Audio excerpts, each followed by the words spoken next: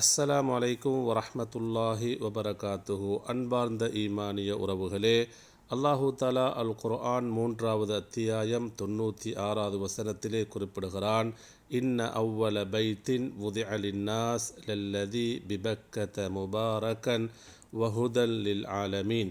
இறை வணக்கத்திற்கென மனிதர்களுக்காக அமைக்கப்பட்ட முதல் ஆலயம் நிச்சயமாக மக்காவில் உள்ளதுதான்.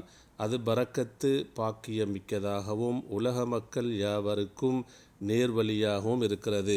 அன்புக்குரியவர்களே, அல்லாஹ்வின் தூதர் ஸல்லல்லாஹு அலைஹி வஸல்லம் அவர்களிடத்திலே அபூதர் ரதியல்லாஹு அவர்கள் கேட்கிறார்கள், அல்லாஹ்வின் தூதர் அவர்களே, பூமியில் முதலாக அமைக்கப்பட்ட பள்ளிவாசல் எது?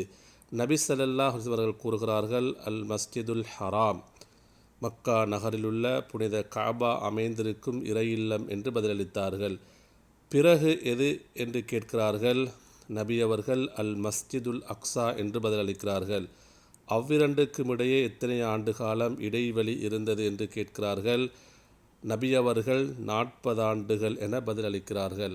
அன்புக்குரியவர்களே, அல்லாஹு தாலா புனித காபாவை இந்த உலகத்திலே முதல் இறை இல்லமாக ஆக்கி வைத்திருக்கிறான். எனவே நாம் அங்கு செல்வதற்கு அல்லாஹ்விடத்திலே அதிகமாக துஆ செய்வோம்.